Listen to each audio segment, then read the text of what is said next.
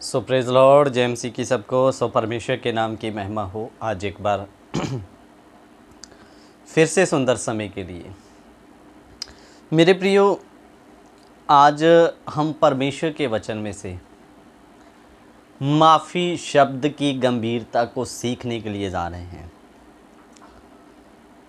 कि आखिरकार माफ़ करना है क्या।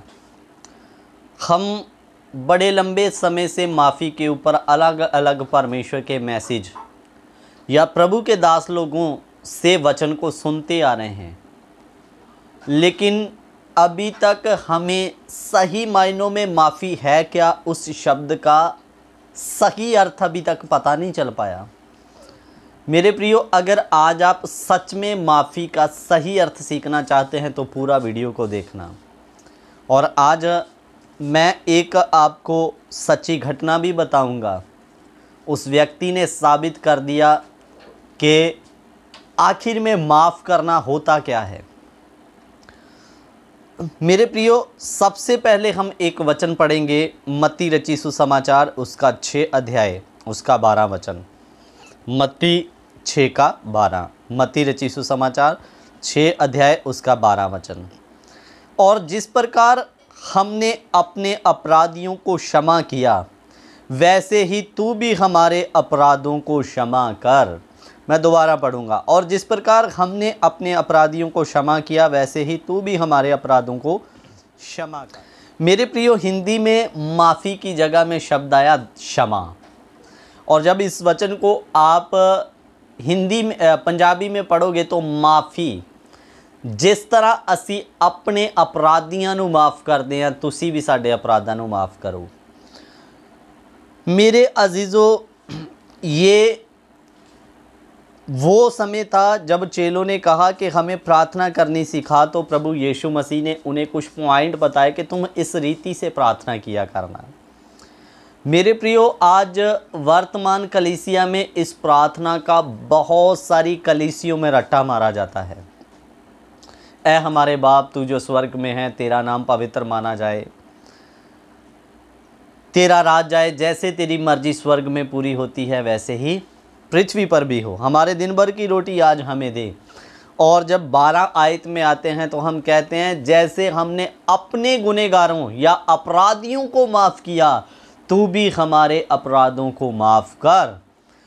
अजीज़ों, आज मैं आपको बता दूं कि 100 में से 90% कलीसियों में इस प्रार्थना का बखूबी बहुत अच्छे तरीके से रट्टा मारा जा रहा है कि हम आइए प्रभु यीशु मसीह की सिखाई हुई प्रार्थना को दोहराएंगे करके।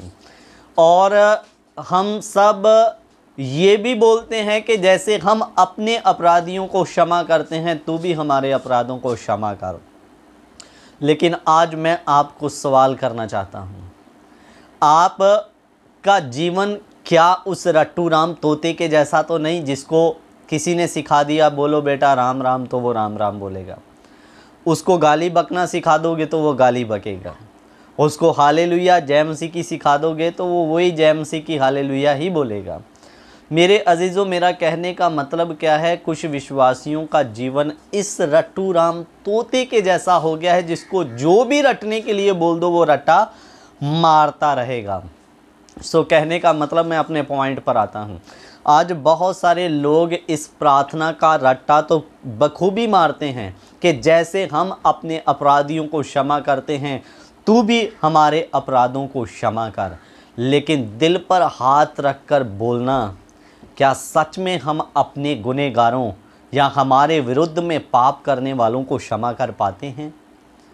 अगर आप ईमानदारी से जवाब दोगे तो मुझे नहीं लगता 100 में से 100% लोगों का जवाब आएगा हाँ हम करते हैं। यहाँ तक मैं आपको अपने समझ के अनुसार बताना चाहूँगा तो 100 में से 98 क्या 99% लोगों का जवाब दिल से ईमानदारी से आएगा, नहीं कर पाते हैं। तो फिर इस प्रार्थनाओं को रट्टा आप क्यों मार रहे हैं? जब आप माफ़ ही नहीं कर पा रहे हैं तो यीशु को क्यों बोल रहे हैं कि जैसे हमने अपने अपराधियों को क्षमा किया, तू भी हमारे अपराधों को क्या कर दे, क्षमा कर दे। मेरे अजीज़ों, मैं आपको बताना चाहता हूं कि माफ़ी शब्द का मतलब क्या है। उदाहरण के लिए मानकर चलिए मेरे से किसी व्यक्ति ने 5,000 रुपया उधार ले लिया, समझाने के लिए बोल रहा हूँ। तो अब वो व्यक्ति ने 5,000 रुपया उधार लिया है और उसके हालात इस कदर नहीं है कि वो मुझे पैसे को वापस कर पाए।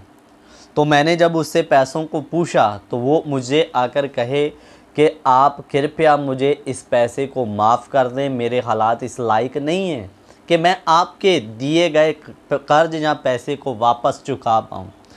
तो मेरे प्रियो, मैं उसके हालात को देखकर अगर उसे कह भी देता हूँ, जा मैंने मेरी बुक में तेरी खाते को क्लियर कर दिया, तुझे माफ़ कर दिया कर्जा, जा अब तुझे देना नहीं पड़ेगा।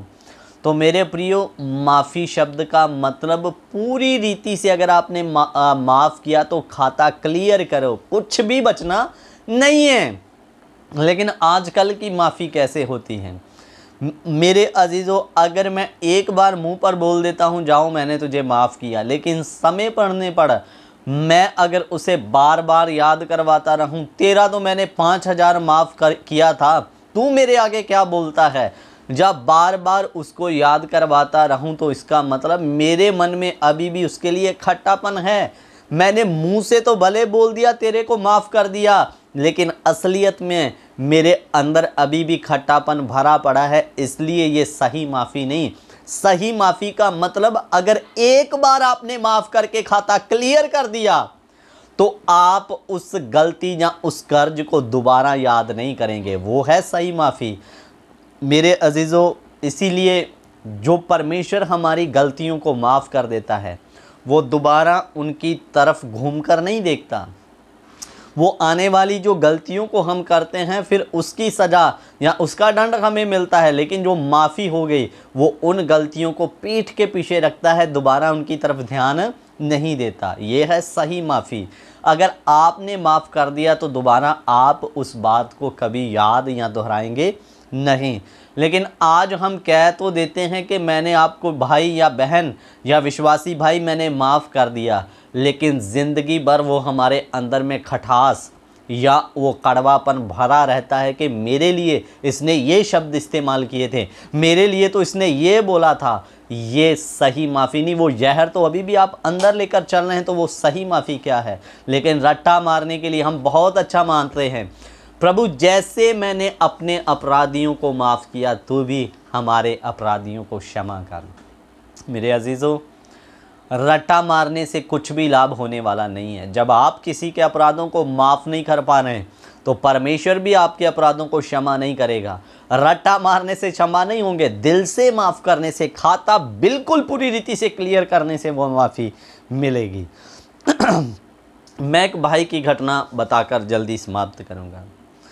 एक बार ब्राह्मण परिवार से एक प्रभु में सदस्य आया और वो मंदिर में पंडित भी था। ब्राह्मण है तो ब्राह्मण लोग ज़्यादा मंदिर में सेवा करते हैं। तो जब उसने सत्य को जाना, प्रभु को जाना, तो वो प्रभु में आया। जब प्रभु में आया मेरे अजीज़ों, तो अब ये ज़रूरी है कि उसको लोग मंदिर में नहीं रहने देंगे और मंदिर से ही उसका गुजारा पेट परिवार चल रहा था। जब पता चला कि ये प्रभु में आ गया तो उस ब्राह्मण को लोगों ने मंदिर में से निकाल दिया। अब वो अकेला प्रभु में है, उसका भी परिवार प्रभु में नहीं आया। तो अब ज़रूरी है कि जब उसका मंदिर से दान आना बंद हो गया तो कठिन हालात या गरीबी की परिस्थितियाँ तो आएगी। तो मेरे प्रियो, थोड़ा समय जब चला तो उसकी जो पत्नी थी वो एक फ़ोटोग्राफ़र के साथ में भाग गई। तो मेरे अजीज़ों, जब वो प्रभु का जन जो प्रभु में आ चुका है चर्च में गया तो पास्टर ने उसको पूछा, प्रभु के दास ने पूछा कि देखो भाई, तुम्हारी पत्नी भाग गई है, अगर उसका वापस तेरे पास आने का मन करे तो क्या करोगे। उसके जो शब्द थे वो दिल को छू लेने वाले शब्द थे, और अगर आप हृदय की गहराई से सुनोगे तो सच में आपकी आंखों से आंसू आ जाएंगे। वो क्या कहता है, मेरे हज़ारों लाखों गलतियां मेरे यीशु ने माफ़ कर दी, तो मैं अपनी पत्नी की क्या एक गलती को माफ़ नहीं कर सकता? अगर वो आना चाहेगी तो मैं ज़रूर उसकी गलती को माफ़ करके उसको अपने पास रखूँगा करके। और मेरे प्रियो, सच में ऐसा हुआ कि उसकी पत्नी 1 सप्ताह बाद वापस आई और कभी उसने उसको दोबारा पलट के ताना नहीं दिया कि तू तो 1 हफ़्ता बाहर रहकर आई है करके। तो मेरे अजीज़ों, ये होती है सही माफ़ी या सही रीति से माफ़ करना। एक बार माफ़ कर दिया तो पूरी रीति से खाता क्लियर आ गया, दोबारा आपके मन में उसके लिए खट्टापन नहीं होना है। यही है सही माफ़ी। इसलिए केवल प्रार्थना का रट्टा मारने वाले ही ना बने, सच में अपने आप को माफ़ करने के लिए योग्य बनाएं, ताकि प्रभु हमारी गलतियों को भी माफ़ करे। आंखों को बंद करें, मैं थोड़ा प्रार्थना करना चाहता हूँ। उस भाई के बलिदान को देखिए जिसने इतनी गहरी बात को सोचा कि अगर मेरा यीशु मेरी हज़ारों गलतियों को माफ़ कर सकता है तो क्या मेरी पत्नी की मैं एक गलती को माफ़ नहीं कर सकता? मेरे अजीज़ों, उसकी जगह और कोई होता तो शायद उनका दोबारा आपस में कभी मेल मिलाप नहीं होता। ऐसे माफ़ करने वाले बनना है। यीशु हमारी करोड़ों गलतियों को माफ़ कर देता है, लेकिन हम किसी की एक गलती को माफ़ नहीं कर पाते। ये सही माफ़ी नहीं है। अगर आपने माफ़ कर दिया तो दोबारा उस बार बार गलती को दोहराना या उसकी गलती को चेताए ना कि तूने ये किया करके, इसका मतलब अभी तक आपने माफ़ नहीं किया। सही रीति से आप एक दूसरे को माफ़ करने वाले बने, ताकि यीशु भी हमारे गुनाहों को उसी रीति से माफ़ करे जैसे हम अपने अपराधियों के पापों को माफ़ करते हैं। इसलिए केवल रट्टा मारने वाले ही नहीं, परंतु वचन के अनुसार अपनी ज़िंदगी को जीने वाले बने। प्रभु, हम धन्यवाद करते हैं, हमारा मन एक दूसरे को माफ़ करने वाला हो जाए। आपके नाम को महिमा देते हुए प्रार्थना खुदावंद यीशु मसीह के पवित्र नाम से हम इस दुआ को मांगते हैं, आमीन। सो प्रभु इन वचनों के द्वारा आप सभी को आशीष और बरकत दे। जय मसीह की। God bless you. Prabhu Ashish they.